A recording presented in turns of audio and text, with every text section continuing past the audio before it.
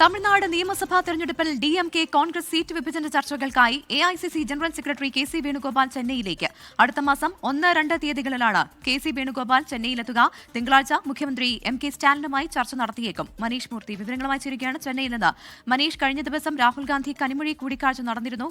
എന്തായാലും ഇന്നിപ്പോൾ വരുന്ന വാർത്ത വെച്ച് കോൺഗ്രസ് സീറ്റ് വിഭജന ചർച്ചകൾ അല്പം കൂടി പ്രാധാന്യത്തോടെ ഇനി നടക്കാനിരിക്കുന്നതേ ഉള്ളൂ. 1-2 തീയതികളിൽ KC വേണുഗോപാൽ എത്തുമ്പോൾ എങ്ങനെയാകും ഇതുമായി ബന്ധപ്പെട്ട ചർച്ചകൾ പുരോഗമിക്കുക? എങ്ങനെയാണ് വൃത്തങ്ങളിൽ നിന്ന് ലഭിക്കുന്ന വിവരങ്ങൾ?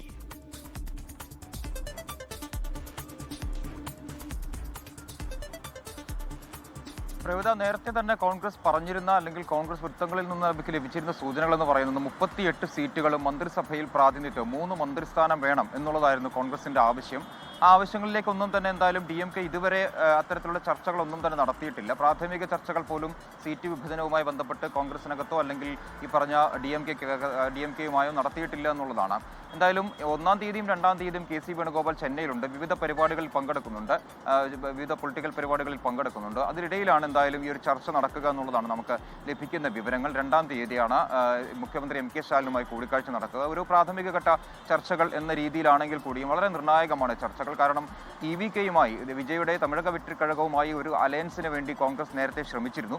ആ ഒരു ശ്രമം അല്ലെങ്കിൽ ആ ഒരു വാതിൽ ഇപ്പോഴും അടച്ചിട്ടില്ല എന്നുള്ളതാണ് കോൺഗ്രസിലെ പല നേതാക്കളും പറയുന്ന ഒരു പ്രധാനപ്പെട്ട കാര്യമെന്ന് പറയുന്നത്. പക്ഷേ ഹൈക്കമാൻഡ് എന്തായാലും ഈ ഒരു നിർദ്ദേശത്തെ തള്ളുകയും DMK സഖ്യത്തിനൊപ്പം നിന്നാൽ മതി എന്നുള്ള തീരുമാനം തമിഴ്നാട് കോൺഗ്രസിനെ അറിയിക്കുകയും ഒക്കെ ചെയ്തിട്ടുണ്ട്. മാത്രമല്ല AICCയുടെ ഒരു 5-അംഗ നിരീക്ഷണ സമിതിയെ അല്ലെങ്കിൽ ചർച്ച നടത്താൻ, ഈ സീറ്റ് വിഭജനവുമായി ബന്ധപ്പെട്ട ചർച്ചകളൊക്കെ നടത്താനായി AICC ഒരു സമിതിയെ നിയോഗിക്കുകയും ചെയ്തിട്ടുണ്ട്. അവർ ഒരു തവണ DMK മുഖ്യമന്ത്രിയെ കണ്ടു എന്നുള്ളതല്ലാതെ മറ്റ് ചർച്ചകളൊന്നും തന്നെ ഇതുമായി ബന്ധപ്പെട്ട് നടത്തിയിരുന്നില്ല. എന്തായാലും തെരഞ്ഞെടുപ്പ് വളരെ വേഗത്തിൽ പ്രഖ്യാപിക്കാനിരിക്കെ വളരെ വേഗത്തിൽ തന്നെ സീറ്റ് വിഭജനം പൂർത്തീകരിക്കുക എന്നുള്ളതാണ് DMKയുടെയും ഒരു അല്ലെങ്കിൽ DMK സഖ്യത്തിന്റെ ഒരു തീരുമാനമെന്ന് പറയുന്നത്. ആ രീതിയിൽ നോക്കുമ്പോൾ 2-ാം തീയതിയത്തെ ചർച്ച വളരെ നിർണായകം തന്നെയാണ്. കാരണം കോൺഗ്രസ് മുന്നോട്ട് വെച്ചിട്ടുള്ള ആവശ്യങ്ങൾ പൂർണ്ണമായും എന്തായാലും അംഗീകരിക്കാനുള്ള സാധ്യത വളരെ കുറവാണ്. 38 സീറ്റുകൾ, അതുപോലെ തന്നെ 3 മന്ത്രിസ്ഥാനം എന്നുള്ളതൊക്കെ വളരെ സാധ്യത വളരെ കുറവാണ്. എന്തായാലും കഴിഞ്ഞ 2021 തെരഞ്ഞെടുപ്പിൽ 20 സീറ്റുകളിലാണ് കോൺഗ്രസ് മത്സരിച്ചത്. അതിൽ 17 സീറ്റുകൾ കോൺഗ്രസ് വിജയിക്കുകയും ചെയ്തിരുന്നു. അന്നു മുതൽ തന്നെ കോൺഗ്രസ് ആവശ്യപ്പെട്ടിരുന്ന പ്രധാനപ്പെട്ട ഒരു കാര്യമെന്ന് പറയുന്നത് മന്ത്രിസഭയിൽ പ്രാതിനിധ്യം വേണമെന്നുള്ളതായിരുന്നു. കാരണം DMKയ്ക്ക് അല്ലാതെ മന്ത്രിസഭയിൽ ആർക്കും തന്നെ പ്രാതിനിധ്യം ഉണ്ടായിരുന്നില്ല.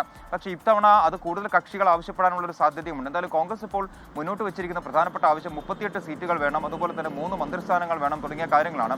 ഈ കാര്യങ്ങളിലൊക്കെ എന്തായിരിക്കും DMKയുടെ നിലപാടെന്നറിയണം. അല്പസമയം മുമ്പ് മന്ത്രി KN നെഹ്റു പറഞ്ഞ ഒരു കാര്യമുണ്ട്. അതായത് 45% സ്ത്രീകളായിരിക്കും സ്ഥാനാർത്ഥികൾ എന്നുള്ളൊരു കാര്യം KN നെഹ്റു പറഞ്ഞിട്ടുണ്ട്. മാത്രമല്ല മുൻപ് മുഖ്യമന്ത്രി MK സ്റ്റാലിൻ തന്നെ പറഞ്ഞിട്ടുണ്ട് 2026 വരുന്ന DMK സഖ്യ കക്ഷി എന്ന് അല്ലെങ്കിൽ സഖ്യ മന്ത്രിസഭ എന്ന് പറയുന്നത്, സർക്കാർ എന്ന് പറയുന്നത് സ്ത്രീകൾക്ക് വേണ്ടി മാത്രം ഭരിക്കുന്ന സർക്കാർ ആയിരിക്കും എന്നും പറഞ്ഞിട്ടുണ്ട്. അപ്പോൾ അങ്ങനെ 45% സ്ത്രീ സ്ഥാനാർത്ഥികളായിരിക്കും എന്നുള്ള, വനിതാ സ്ഥാനാർത്ഥികളായിരിക്കും എന്നൊരു കാര്യവും പറഞ്ഞിട്ടുണ്ട്. അപ്പോൾ ഇതെല്ലാം ഈ ചർച്ചയിൽ വരുമെന്ന് തന്നെയാണ് മനസ്സിലാവുന്നത്. എന്തായാലും 2-ാം തീയതി നടക്കുന്ന ചർച്ച അതൊരു പക്ഷേ പ്രാഥമിക ചർച്ചകളാണെങ്കിൽ കൂടിയും വളരെ നിർണായകമാണ്. പ്രവിത, ലോകത്തെവിടെയായാലും ഏത് സമയത്തും 24 വാർത്തകളും ഓഗ്മെന്റഡ് റിയാലിറ്റി പാക്കേജുകളും എക്സ്പ്ലെയിനറുകളും വിശദമായി കാണാൻ ഞങ്ങളുടെ YouTube ചാനൽ നിങ്ങൾക്ക് സബ്സ്ക്രൈബ് ചെയ്യാം.